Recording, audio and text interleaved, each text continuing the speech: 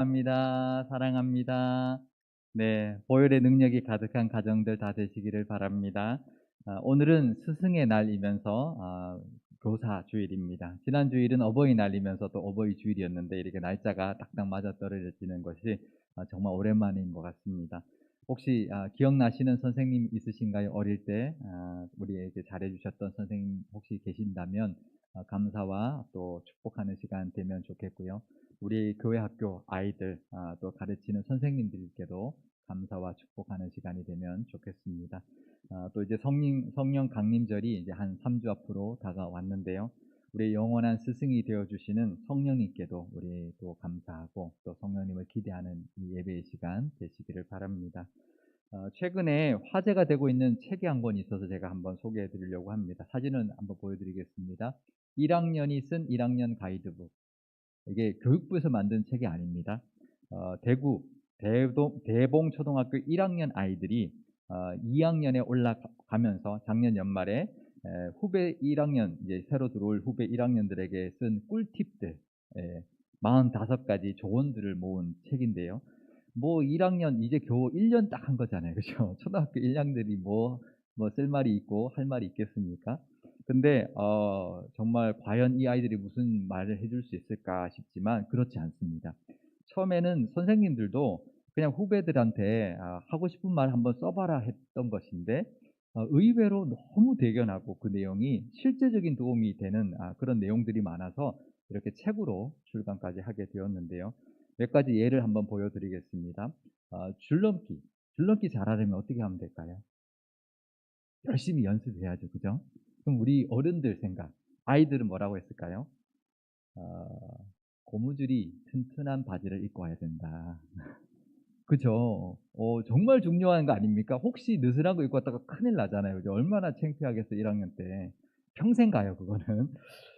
또 어떤 친구는 내 몸이 가볍다, 가볍다 생각, 체면을 걸고, 양손목을 이제 돌리면서 편안한 마음으로 이렇게 하면 잘 된다는 거예요. 그쵸? 이게 긴장하면 더 안 되잖아요. 그러니까 가볍다, 가볍다 하면서 편안한 마음으로 하면 잘 된다라는 거예요. 정말 아이들다운 말이지만 정말 도움이 되는 그런 경험에서 나온 말이 아닌가 볼 수가 있습니다. 글씨를 잘 쓰려면 어떻게 할까요? 열심히, 꼼꼼하게, 아주 천천히 써야 될까요? 답은 뭐냐면 연필을 먼저 뾰족하게 잘 깎아 와야 된대요. 그죠? 그래야 잘 써진다는 거죠. 그리고 연필을 깎으려면 연필 깎기를 한 4번 정도 돌릴 때 제일 적당한 뾰족함을 얻을 수 있다. 예, 아이들만이 정말 가르쳐 줄 수 있는 그런 내용이 아닌가 싶습니다. 거기 보면 뭐 수업 시간에 화장실 가고 싶을 때 어떻게 해야 되는지, 알림장 안 가져오면 어떻게 해야 되는지, 뭐 이런 여러 가지 그런 조언들이 있는데요. 급식에서 먹기 싫은 음식이 나오면 어떻게 해야 될까? 어떻게 하면 될까요?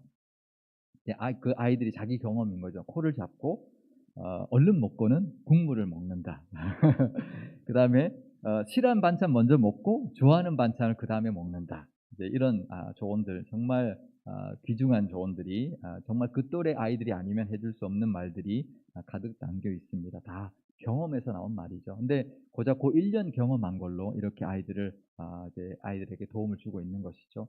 아마 어른들의 말, 선생님이나 부모의 말보다 훨씬 더 도움이 되는 1학년 정말 1학년 들어간 아이들에게는 정말 도움이 되는 그런 내용들일 것입니다. 오늘 교사 주일인데요. 교회에서 우리 교회 학교 선생님들한테 우리가 감사해야 되는데 그 교회 학교 교사들만 선생님이 아닙니다. 우리 모두가 다 교사라는 마음으로 살아야 합니다. 우리가 살아가는 모습, 또 우리의 신앙생활 모습을 다 아이들이 보고 있어요. 그걸 보고 배우기 때문이죠. 우리가 뭐 새벽기도 아이들이 물을 겁니다. 새벽기도 뭐 아니면 우리 후배들이 물을 겁니다. 새벽기도 가고 싶은데 어떻게 해야 되느냐? 성경 통독은 어떻게 하느냐? 뭐 금식이나 헌금 어떻게 해야 되냐? 그럴 때 뭐라고 하시겠습니까? 목사님한테 가서 물어봐라 그러시겠습니까? 내가 고민하고 내가 해본 경험을 말해줄 수 있어야 되는 것이죠. 2학년 된 이 1년밖에 경험하지 않은 이 아이들도 자기가 느끼고 깨달은 것을 이렇게 나눈다면 우리가 느끼고 깨달은 것 가르쳐 줄 수 있어야 합니다. 그러니까 우리도 교사인 것이죠. 그러려면 우리가 먼저 고민해야 합니다. 어떻게 하면 신앙생활 잘할 수 있을까? 내가 정말 어떻게 하면 바르게 신앙생활 할 수 있을까? 그리고 열심히 살아봐야 되겠죠. 그래야 나만의 꿀팁, 신앙생활의 꿀팁들도 우리 아이들과 우리의 또 후배들에게 알려줄 수 있을 것입니다. 그중에서 오늘은 그리스도의 몸에 대하여 한번 생각해 보는 시간을 가져보려고 합니다. 오늘 이 말씀으로 그리스도인으로서의 우리의 몸을 어떻게 생각해야 되는지, 또 우리의 몸으로 어떻게 사는 것이 그리스도인답게 사는 것인지를 한번 깨닫는 시간 되시기를 바랍니다. 우리가 성경에서 몸이라고 하면 가장 먼저 떠오르는 말씀이 바로 이 말씀일 것입니다. 고린도전서 3장 16절에서 17절 말씀입니다. 너희는 너희가 하나님의 성전인 것과 하나님의 성령이 너희 안에 계시는 것을 알지 못하느냐? 누구든지 하나님의 성전을 더럽히면 하나님이 그 사람을 멸하시리라. 하나님의 성전은 거룩하니 너희도 그러하니라. 아멘. 그러니까 우리의 몸은 성령이 거하시는 성전이라는 것이죠. 우리 안에 성령이 거하신다라는 것입니다. 요한계시록 3장 20절 말씀입니다. 볼지어다 내가 문 밖에 서서 두드리노니 누구든지 내 음성을 듣고 문을 열면 내가 그에게로 들어가 그와 더불어 먹고 그는 나와 더불어 먹으리라. 예수님께서 우리를 찾아와 주셨습니다. 근데 그냥 들어오시는 것이 아니라 문을 두드리시는데 우리가 그 마음문을 열어드리면, 그래서 예수님을 영접하면 예수님이 우리 안에 들어오신다라는 거죠. 우리 안에 모셔드렸다라는 것입니다. 우리가 예수님을 영접하고 구원받았다라는 것은 우리 안에 예수님을 모셔드렸다라는 것입니다. 그러면 예수님의 영이신 성령님께서 우리 안에 들어오셔서 함께 먹고 마시며 늘 우리와 함께해 주신다라는 것입니다. 이것을 다른 말로 하면 성령의 인치심이라고 말하는데요. 고린도후서 1장 22절 말씀입니다. 그가 또한 우리에게 인치시고 보증으로 우리 마음에 성령을 주셨느니라. 인치심은 도장을 찍는다는 뜻인데요. 그러니까 우리가 예수님을 믿으면 도장 찍듯이 우리 마음속에 성령을 주시고 그 성령이 우리 안에 거하고 계신다는 거죠. 도장 찍혀 있는 것처럼 늘 그 안에 계신다라는 거죠. 예수님을 영접했다라는 것, 성령께서 우리 안에 늘 거하고 계신다라는 것을 의미합니다. 그러니 우리 몸은 성령이 계시는 곳이고, 그러니 성전이라는 것이죠. 그래서 우리의 몸은 세상에 있는 그 많은 성전들보다, 그 수많은 성전들보다 더 아름답게 우리의 몸을 만들어가고 가꾸어 가야 합니다. 또 우리가 그리스도인의 몸이라고 하면 떠오르는 성경 구절이 또 하나 더 있는데요. 로마서 12장 1절 말씀입니다. 그러므로 형제들아 내가 하나님의 모든 자비하심으로 너희를 권하노니 너희 몸을 하나님이 기뻐하시는 거룩한 산 제물로 드리라. 이는 너희가 드릴 영적 예배니라. 우리의 몸은 하나님께 드려야 하는 산 제물이라는 것입니다. 그렇게 사는 것이 바로 우리가 드리는 예배, 또 다른 예배, 영적인 예배라는 것이죠. 어떻게 몸을 산제물로 드릴까? 몸을 산제물로 드리신 분이 계셨습니다. 바로 예수님이시죠. 예수님은 자신의 몸을 화목제물로 드렸습니다. 화목제물로 드린 것뿐만 아니라 몸을 입고 이 땅에 오셔서 정말 하나님께 영광이 되는 제물의 삶을 사셨습니다. 히브리서 10장 10절과 14절 말씀입니다. 이 뜻을 따라 예수 그리스도의 몸을 단번에 들이심으로 말미암아 우리가 거룩함을 얻었노라. 그가 거룩하게 된 자들을 한 번의 제사로 영원히 온전하게 하셨느니라. 아멘. 예수님의 몸이 산 제물이 되셨고요. 그 한 번의 영원한 제사로 우리는 거룩함을 얻고 영생을 얻게 되었습니다. 그러니 우리도 우리의 몸을 예수님처럼 산 제물로 드리는 삶을 살아야 합니다. 그것이 우리가 드려야 하는 또 하나의 예배이고 우리의 몸으로 드리는 삶의 예배가 되기 때문입니다. 사도 바울이 이 고린도전서를 쓴 그 무렵에는요, 그 당시 특히 사도 바울이 전도했던 그 지역은 그리스의 그 철학의 영향을 많이 받았습니다. 그런데 그 중에서도 이원론적인 그런 사상에 많은 영향을 받았는데요. 그것은 육은 비천하고 악하며 영은 고귀하고 선하다라는 그런 몸에 대한 잘못된 이해를 가지고 있었습니다. 그래서 심지어 예수님도 육신으로 오신 것이 아니다. 영으로 이 땅에 오신 것이다 라고 생각했던 사람들이 있었습니다. 물론 예수님을 보지도 못했었기 때문에 더더욱 그럴 수 있지만 그 이원론적인 사상 때문에 그랬는데요. 어떻게 신이 육신을 입고 올 수 있느냐? 영으로 오신 것이다. 영으로 계시다가 우리 눈에 육신의 몸을 입은 것처럼 보이지만 영으로 오셨다 가신 것이다. 이렇게 말을 하는 것이죠. 하지만 그렇지 않습니다. 만약에 그랬다면 예수님이 십자가에서 몸이 찢기시고 피 흘린 것은 실제 육신으로 한 것이 아닌 게 돼 버리는 거죠. 그러면 우리를 대신한 그런 제물의 의미가 전혀 없게 되는 것입니다. 예수님은 육신을 입고 이 땅에 오신 것입니다. 그래서 요한은 요한복음에 이렇게 분명하게 밝히고 있는데요. 요한복음 1장 14절 말씀입니다. 말씀이 육신이 되어 우리 가운데 거하심에 우리가 그의 영광을 보니 아버지의 독생자의 영광이요 은혜와 진리가 충만하더라. 아멘. 말씀이 육신이 되었다라는 거죠. 하나님의 아들이신 예수님이 그 말씀이 육신이 되었고 그 예수님이 우리 가운데 육신으로 거하시다가 하늘로 가셨다라는 것이죠. 예수님은 육신의 몸을 입고 이 땅에 오셨습니다. 그리고 예수님의 그 부활도 몸의 부활이었습니다. 누가복음 24장 39절 말씀입니다. 내 손과 발을 보고 나인 줄 알라. 또 나를 만져보라. 영은 살과 뼈가 없으되 너희 보는 바와 같이 나는 있느니라. 그러니까 예수님이 부활하셨을 때도 몸의 부활을 하셨습니다. 그러니까 내가 영은 살과 뼈가 없지만 만져봐라 나는 살과 뼈가 있다. 예수님의 부활하신 몸도 영이 아니라 몸에 육신의 몸을 입은 몸의 부활을 하신 것이죠. 부활의 첫 열매가 되어 주신 예수님처럼 우리도 부활하게 될 것입니다. 구원도 영혼만 받는 것이 아니라 몸과 영혼이 함께 구원받는 전인적인 구원이고요. 부활도 마찬가지입니다. 몸과 영이 함께 포함되어 있는 전인적인 부활을 하게 될 것입니다. 그래서 우리가 천국 가면은요, 영광스러운 몸을 입고 살아가게 됩니다. 어, 가장 아름다운 모습, 가장 멋있는 모습. 딱 보면 누군데 너무 아름답고 너무 멋있는 모습으로 영생을 살아가게 될 것입니다. 여기서 조금 내가 마음에 안 드는 부분이 있어도 여기서 해결하려 하지 마시고 천국 가시면 조금만 기다리시면 천국 가면 가장 아름답게 가장 멋있는 모습으로 영생토록 살아가게 될 것입니다. 그러면 우리가 이 그리스도인으로서 성령이 거하시는 이 몸으로 어떻게 살아야 할까? 몸이 산제물이 되는 영적인 예배를 드린다라는 것은 결국 우리의 몸으로 거룩한 삶을 살아야 한다라는 것인데요. 사실 이 오늘 본문인 이 고린도전서 6장은 이 말씀은 이미 고린도전서 3장에서 말했던 우리의 몸이 성령이 거하시는 전이다라고 그 말을 다시 한번 하고 있는데 그 이유는 뭐냐면 우리의 몸이 이렇게 성령의 전인데 어떻게 음행의 죄를 범할 수 있느냐라고 하는 그 관점에서 다시 한번 말하고 있는 그런 부분입니다. 고린도전서 6장 15절과 18절 말씀입니다. 너희 몸이 그리스도의 지체인 줄을 알지 못하느냐? 내가 그리스도의 지체를 가지고 창녀의 지체를 만들겠느냐? 결코 그럴 수 없느니라. 음행을 피하라.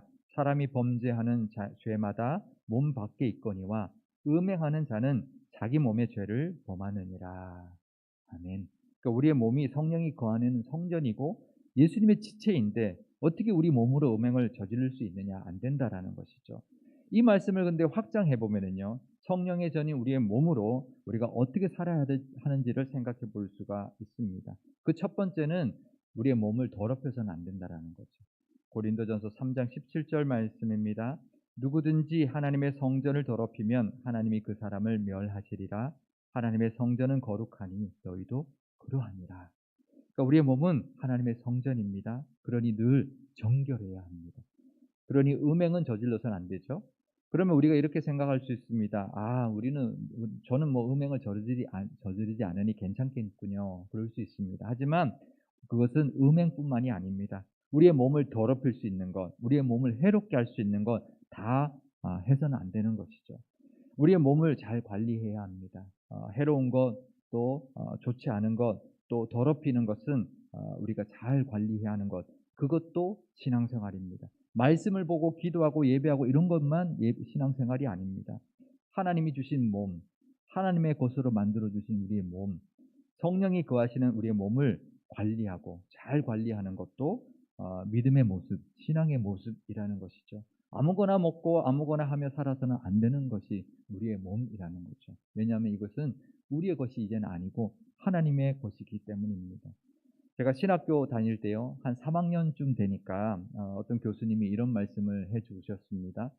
고린도전서 13장 13절의 말씀을 빗대어서 말씀해 주신 것인데요. 어, 그런즉 영력과 지력과 체력, 이 세 가지는 목사들에게 항상 있을 것인데 그 중에 제일은 무엇이다? 뭐라고 했을까요? 영력, 지력, 체력 중에 뭐가 있어야 돼? 제일 있어야 될까요? 이게 영역, 저도 이제 영역이겠구나 이렇게 생각했습니다. 물론 목사들이 영역이 최고지. 근데 교수님이 뭐라고 했냐면 그 중에 제일은 체력이다. 좀 의외의 답이었습니다. 그 이유가 체력이 안 되면 영역도 지력도 나중에 다 소용없더라는 거예요. 해보니까. 그러니까 영역이 좋은 것 물론 목사들에게 필요하죠. 근데 체력이 뒤따라주지 않으면 영역이 소용이 없더라는 거죠. 지적인 설교도 안 된다라는 거죠. 물론 이제 목회하면서 체력 관리가 중요하다, 그만큼 중요하다라는 것을 강조하기 위한 아마 말씀이었을 겁니다. 하지만 중요한 것은 사실이죠. 이 체력 관리, 몸 관리가 목회자뿐이겠습니까? 성도님들에게도 똑같죠. 모두 중요합니다. 왜냐하면 몸이 따라주지 않으면요, 우리 예배 생활, 말씀 생활, 기도 생활 제대로 할 수 없습니다. 몸이 안 되면 직분과 봉사도 감당할 수가 없습니다. 전도도 할 수가 없습니다. 건강 관리 열심히 하시기 바랍니다. 우리의 몸은 우리의 것이 아니라 하나님의 것입니다. 그러니 우리가 하나님의 것을 잘 관리하는 것, 그것도 우리의 몸을 잘 관리하는 것, 하나님 찾으시는 믿음의 모습이라는 것이죠. 물론 건강이 우상이 되어서는 안 됩니다. 하지만 건강을 관리를 소홀히 하는 것, 몸에 해로운 것을 먹거나 해로운 것을 하는 것도 하나님께 책망받는 일이라는 것을 기억하시기 바랍니다. 그래서 우리 모든 성도님들은 하나님 앞에 갈 때까지 다 건강하시기를 바랍니다. 건강의 복도 구하고 누릴 수 있기를 바랍니다. 성전인 몸으로 어떻게 하며 살아야 하는지 두 번째 모습은 바로 우리의 몸으로 선한 일을 하며 살아야 합니다. 고린도전서 6장 19절에서 20절 말씀입니다. 너희 몸은 너희가 하나님께로부터 받은 바 너희 가운데 계신 성령의 전인 줄을 알지 못하느냐. 너희는 너희 자신의 것이 아니라 값으로 산 것이 되었으니 그런즉 너희 몸으로 하나님께 영광을 돌리라. 아멘. 그러니까 성전인 우리의 몸으로 하나님께 영광 돌리는 삶을 살아야 한다라는 것입니다. 예수님이 이 땅에 몸을 입고 오셨습니다. 그러면서 예수님은 그 몸으로 하나님께 영광 돌리는 삶을 사셨습니다. 그 몸의 지체들로 예수님의 그 귀로 하나님의 말씀을 들었을 뿐만 아니라 연약한 사람들의 말에 귀를 기울였고요. 예수님의 그 눈으로 하나님의 영광을 보았을 뿐만 아니라 사람들의 아픔도 함께 보았습니다. 예수님의 입으로 기도하셨을 뿐만 아니라 사람들을 위로하셨고요. 예수님의 손으로 하나님을 높였고 또 사람들에게 내밀어 붙잡아 주었습니다. 예수님의 발로 하나님이 가라 하시는 그곳으로 갔고 사람들에게 다가가 함께 걸음을 걸었습니다. 예수님이 그런 모습으로 하나님께 영광 돌리고 그 모든 지체로 선한 일들을 다 감당하시며 이 땅을 사셨습니다.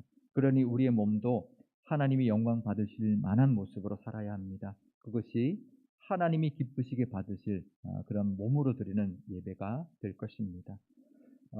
내 몸이 성전입니다라는 책이 있어서 제가 이번 이 설교 준비하면서 읽어봤는데요. 거기에 한 시를 소개하고 있습니다.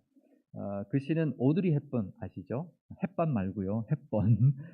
그 영화 배우가 나이가 들어서 어린이 난민 그 활동에 참 헌신을 많이 해서 정말 아름답게 이렇게 늙은 모습을 보여주고 있는데 그 오드리 헵번이 거기에 헌신하게 되는데 이제 어떤 계기가 되었던 시였습니다. 제가 읽어드리려고 하는데요. 길어서 중간중간 발췌해서 읽어드리겠습니다. 한번 들어보시기 바랍니다. 시간이 알려주는 아름다움의 비결, 샘 레벤슨. 아름다운 입술을 갖고 싶으면 친절한 말을 하라. 사랑스러운 눈을 갖고 싶으면 사람들에게서 좋은 점을 보아라. 날씬한 몸매를 갖고 싶으면 나의 음식을 배고픈 사람과 나누어라. 만약 도움을 주는 손이 필요하다면 너의 팔끝에 있는 손을 이용하면 된다.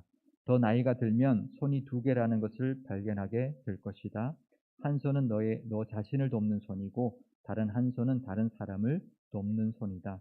여인의 아름다움은 그녀의 눈을 통하여 나타나며 그 눈은 사랑이 그 속에서 살고 있는 사랑의 집인 그녀의 마음으로 통하는 문이기 때문이다. 여인의 아름다움이란 바로 그녀가 기꺼이 베푸는 보살핌과 그녀가 보여주는 열정 그 자체이기 때문이다.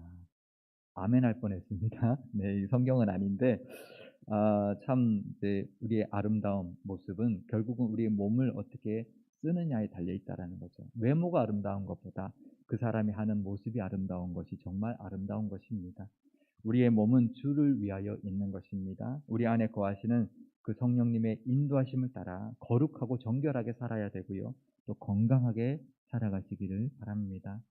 또한 우리에게 주신 우리의 모든 지체들, 우리의 손과 발과 눈과 입과 귀, 우리의 모든 지체들로 선한 일을 행함으로 하나님께 영광 돌리는 몸으로 드리는 삶의 예배를 드리며 사시기를 바랍니다.